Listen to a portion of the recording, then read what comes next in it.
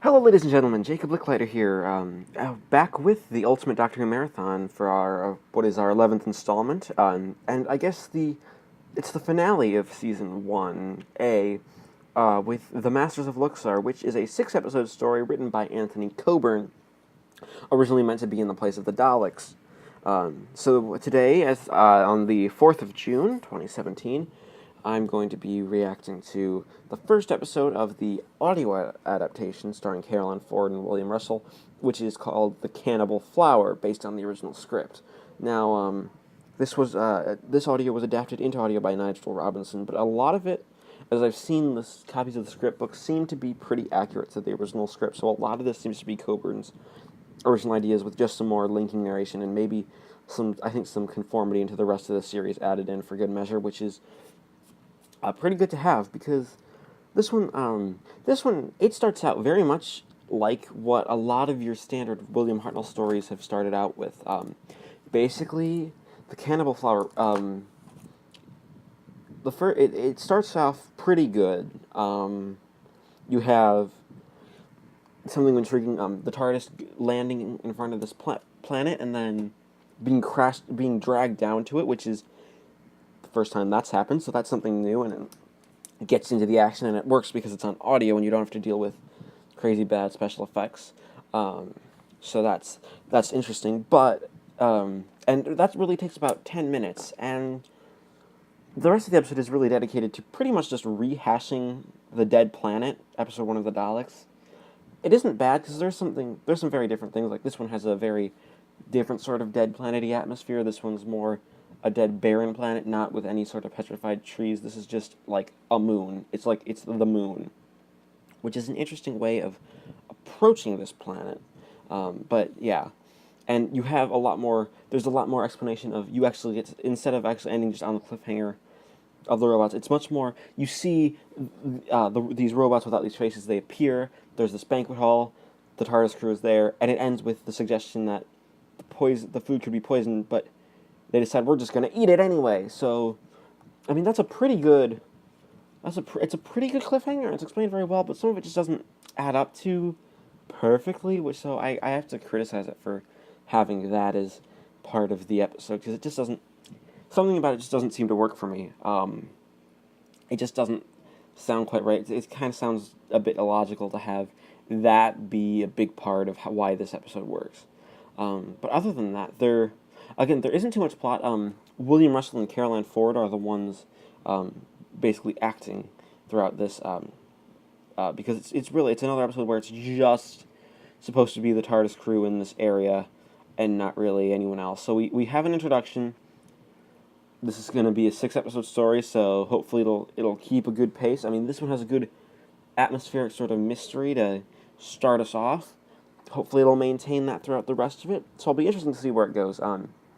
Again, this is very different from An Unearthly Child, because this is Anthony Coburn doing science fiction and not more history like he did with An Unearthly Child. So I'm going to give episode The Cannibal Flower an 8 out of 10 to start, because it's a good start, definitely solid.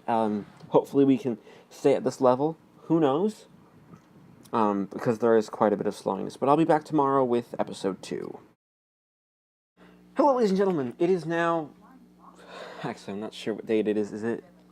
It's, yesterday was... Whatever today is, it's the day after yesterday. If that makes sense. The last time. So I think, the 5th of... Yeah, it's the 5th of June. The 5th of June, 2017. And I just finished listening to The Mockery of a Man. Well, actually, I listened to it about an hour ago. Some stuff had went on and I wasn't able to record this, but this is really the episode that we can get into a good meat. It sustains what the last episode was doing.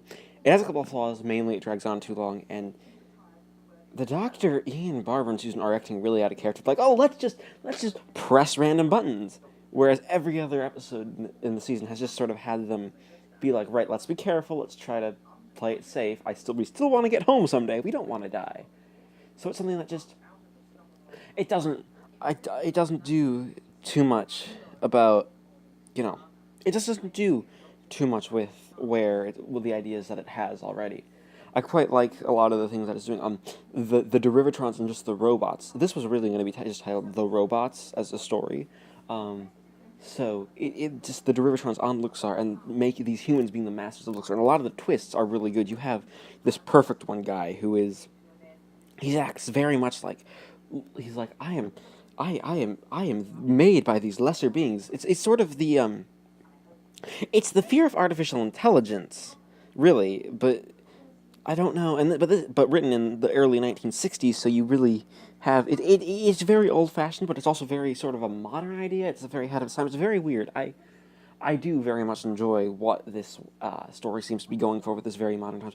You have really the perfect one being like, yes, I'm in charge, and he's just Joseph Kloska plays the perfect one in this sinister manner that just it's a voice that makes you feel very, very intimidated, and it really helps with a lot of the acting in the story just to get it happen. I mean, the audiobook format really works well, and you hear the descriptions of like these closets full of robots' heads that are just disembodied because they didn't work. It's a very nightmarish sort of scenery, which I quite enjoy. That's really all I have to say. It was a really good way of getting the story to keep going, and we hopefully the plot keeps going. I feel like we might start slowing down here, around episode 3. But as it stands now, I'm going to give The Mockery of a Man a 7 out of 10 for being an 8 out of 10. 8 out of 10, keeping with the 8 out of 10 because it's still being just an excellent way outside of these weird little character flaws, which I can kind of ignore, but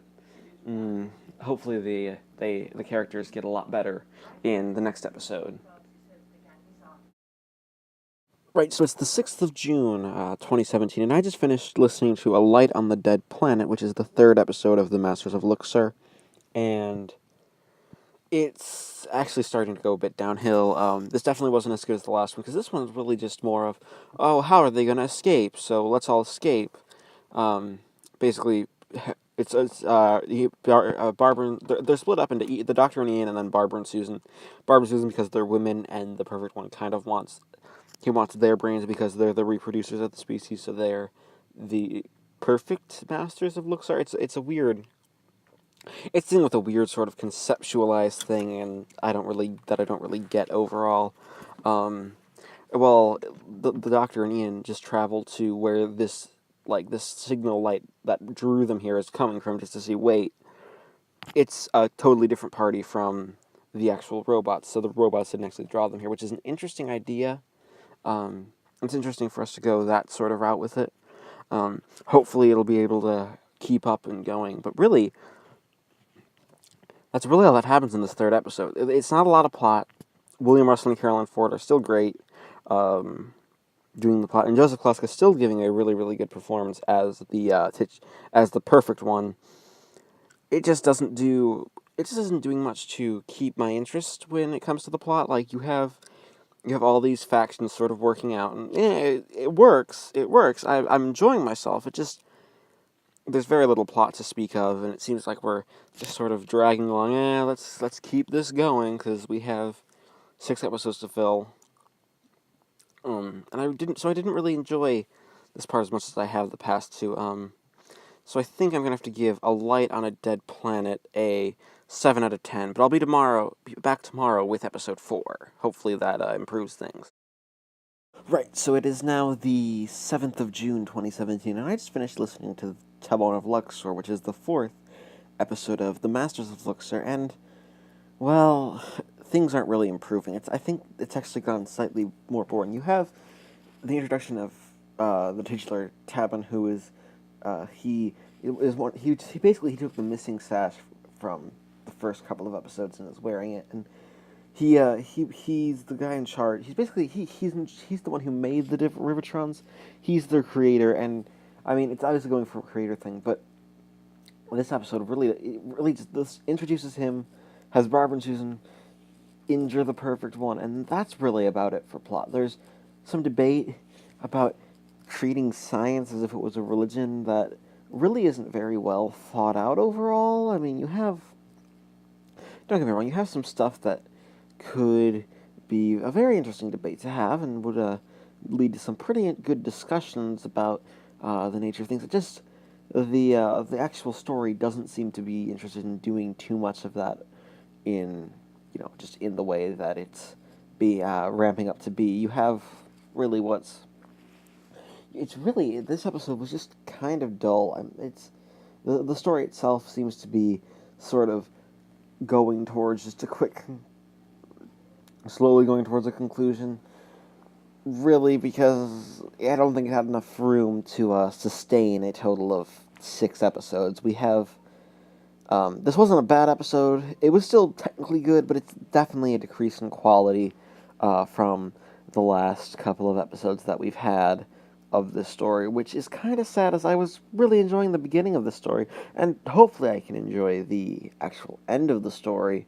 I just really don't know, because I don't know how much more we're going to be getting when it comes to actual plot. Hopefully things will improve after this episode. That's really all I have to say. So I think I'm gonna have to give Tabon of Luxor a 6 out of 10, because it's definitely still decreasing in quality. Hopefully, again, we're getting to the stretch of the last 2 episodes of the story, so we're hopefully gonna get into some territory with actual better episodes. But we'll have to see where that goes. Right. So it's now the 8th of June, 2017, and I just finished listening to an infinity of surprises, which, as a title, I guess is supposed to describe human beings, which is an interesting concept to have. I mean, this whole story has had a lot of really interesting concepts by and large. It just hasn't really fulfilled too much of them to a level where I would really consider perfection. I mean, this one really, it's a lot of meandering. I mean, you have Ian confronting the perfect one, and the perfect one, he really makes for a good villain. You really hear his voice and just feel this threat that everything's gonna fall apart because this robot wants total domination. And it's a really good villain choice, I have to say, but not much happens in this story. Seriously, this is just sort of meandering.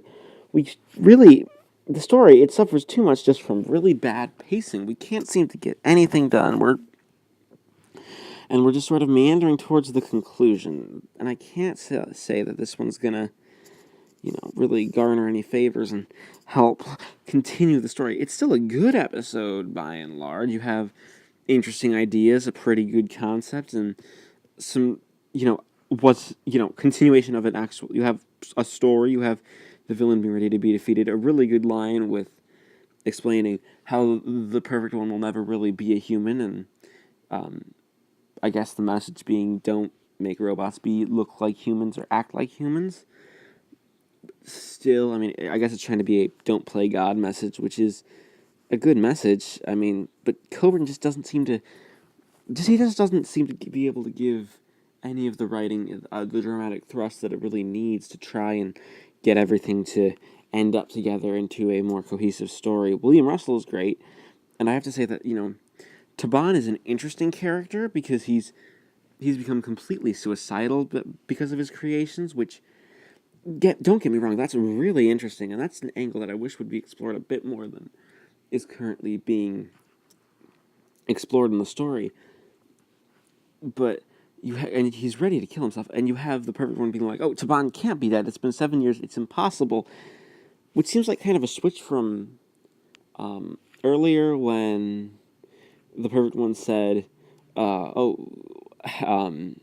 basically said, "Oh, you would have thought this was impossible unless you saw it."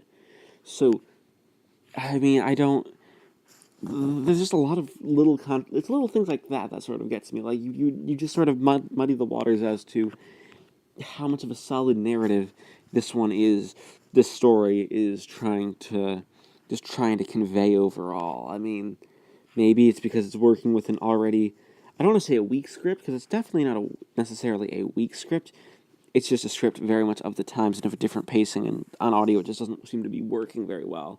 Which is kind of weird, because Farewell Great Mastodon and Fragile Arc of Fragrance both worked very well on audio. So, I'm going to have to say an infinity of surprises brings this, continues to lower the score down to just your plain average 5 out of 10. Right, so today is now the It is it's June 9th, the 9th of June, 2017, and I just finished listening to The Flower Blooms, which is the final episode of The Masters of Luxor, and I'm very glad that it's all over, simply because, again, this is still, it was just meandering towards a conclusion. Really, it's Taban going, confronting his creation, saying, "You're not mine," blah, blah, blah. A really weird commentary on this whole, oh, don't let science go too far, I guess, which is, it's just kind of a weird message for the story in general to have. Like, the story overall has been, it's been good overall. I mean, I haven't really liked the way it's concluded at all, just because we sort of, well, I'm just going to keep going, and we're not going to have any real sort of progress when it comes to what I'm actually trying to accomplish for a conclusion of a story. But we have to have this story, so by God, I'm going to make sure it happens. Which is really a shame, because we have some stuff that could be good. You have a lot of good ideas here, and the final episode is just, don't play God. That's really all we amount to. So we just don't have too much really that we have for just we just don't have enough. There just isn't really enough to compete with where the story wants to go. I found this one really kind of tough to get through. It's very much an old-timey product of its time. Religion as the only thing. It does science versus religion, whereas religion wins, which is kind of weird, because usually in these science versus religion arguments, science wins, which, I mean, I guess you could have had something interesting there with, science really taking over, but other than that, you really don't have, you don't have too much going on for the story to, do as much as I think it really can do. So yeah, I have to say that we have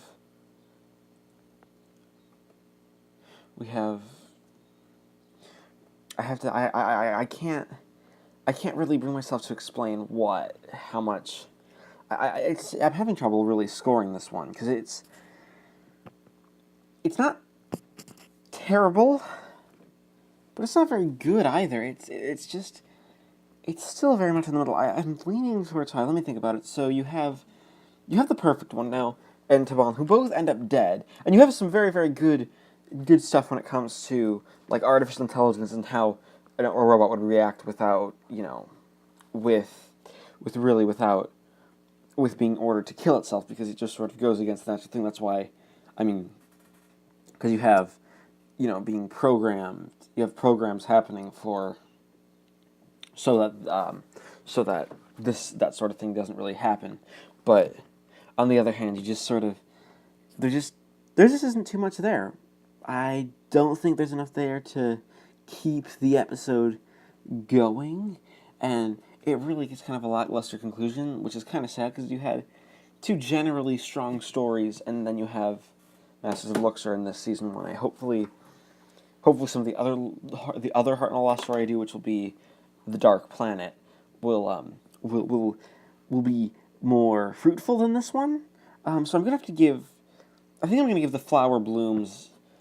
I'm gonna have to give it a 4 out of 10. It wasn't an interesting conclusion. It just sort of was just meh all the way through, just through the runtime. So yeah, 4 out of 10. That being said, and we add up all the scores, the Masters of Luxor as a whole gets a 6.33 out of 10. Thanks for watching, and I will see you in a couple days' time with the next part of the Ultimate Doctor Who Marathon, which will actually be we'll be going right back to televised stories with the premiere of Season 2 of the Ultimate Doctor Who Marathon with Planet of Giants.